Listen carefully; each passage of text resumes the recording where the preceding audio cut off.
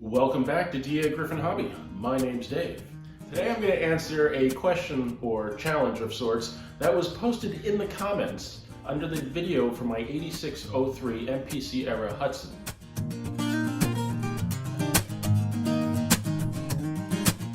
There was a comment that called into question the validity of the pull for the 8603 compared to the 226E. Should the 226E pull more cars? I don't know. I think what the 8603 has going for it, as much as I hate to say it, is traction tire. Not going to slip as much. While the 226E is definitely heavier, beefier, and a better running engine, I think it's going to wheel slip. So fortunately, I still have the same exact train on the layout. So I'm going to pull up the 8603, take that off the track, we'll put on the 226E, and we'll see what happens. Same exact train, haven't moved the cars. So this should be a pretty much dead even challenge. Let's see what happens.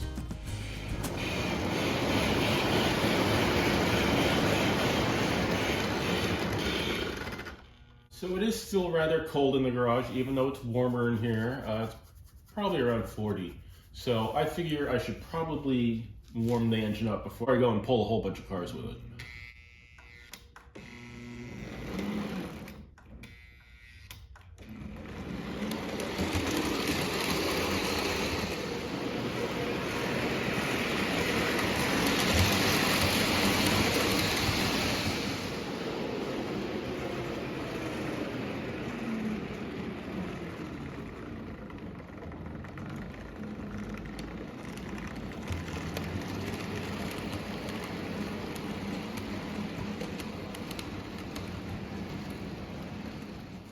Okay, so the 226E has gone around the track a few times, warmed up enough, I think.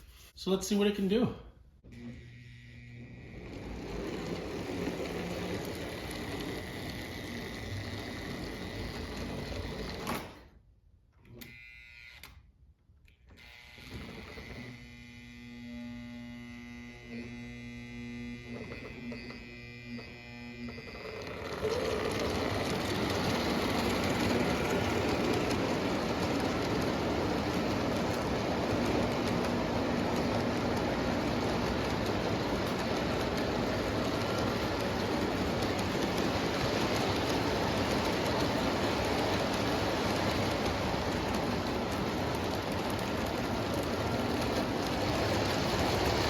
And we have our first derailment, which really is just a coupler coming off.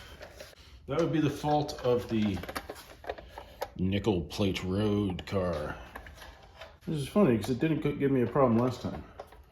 But since I'm really trying to judge exactly compared to the other engine, see if I can bend it a little bit.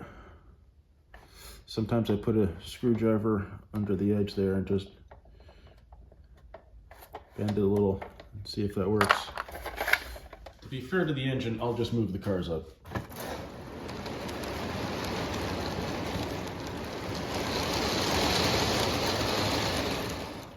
And that length of cars are pretty light that I just moved. Those would be all the lighter, probably MPC Era cars. So I'm kind of disappointed that one coupler let go, but let's keep going.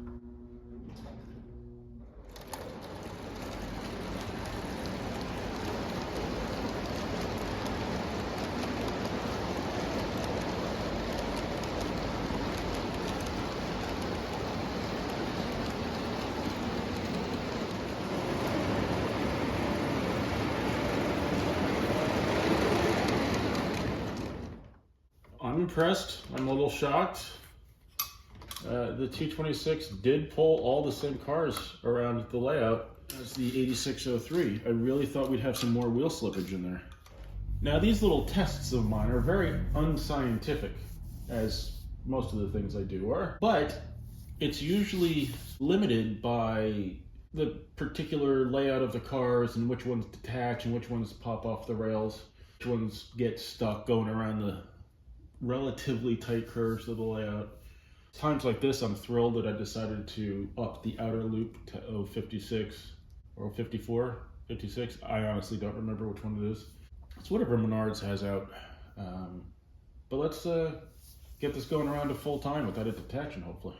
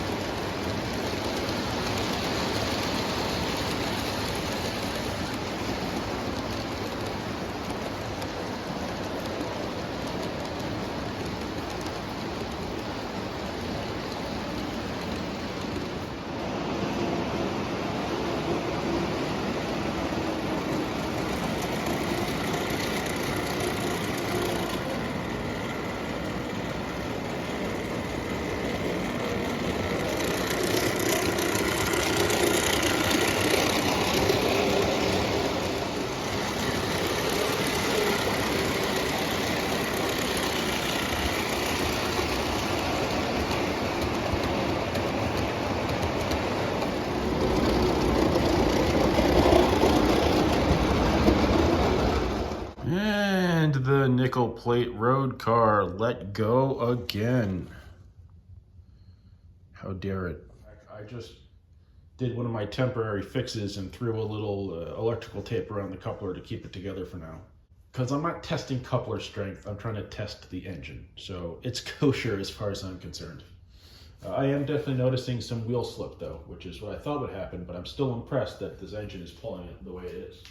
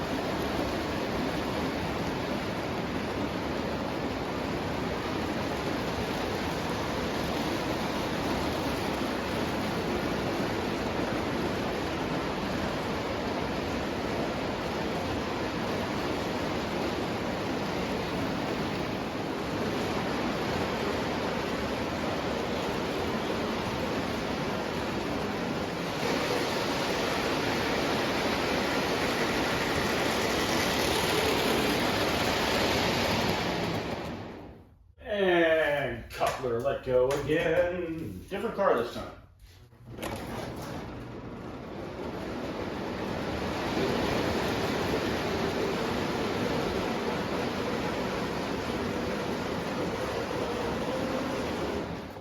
Alright, I was trying to prove that this engine was better by throwing on one more car, and it just seems that it's too much. I'm getting way too much wheel slip, and before I damage the engine, I think I've proved that my commenter was right.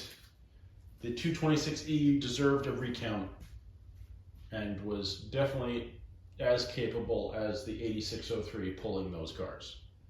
So for now, we'll call it a draw and play with some trains.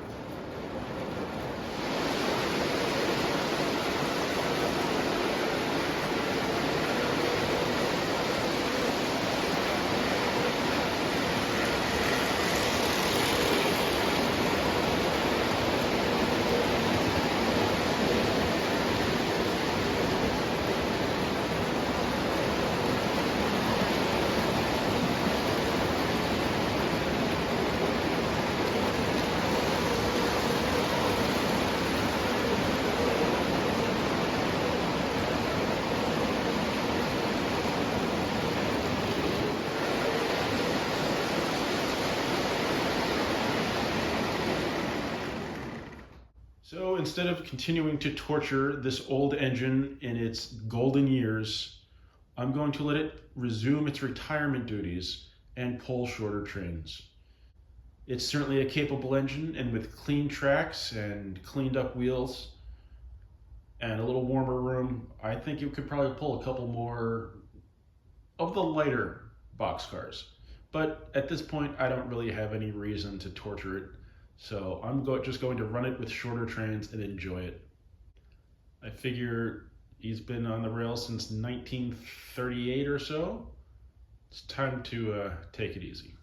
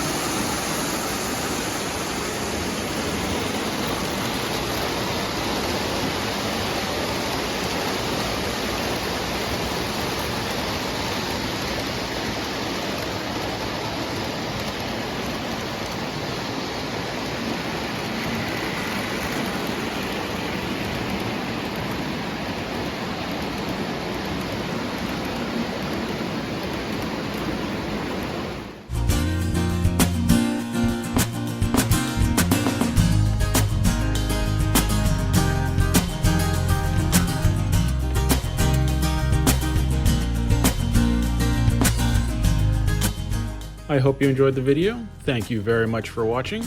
Please remember to like, comment, subscribe, and I'll see you next time on Dagryffyn Hobby.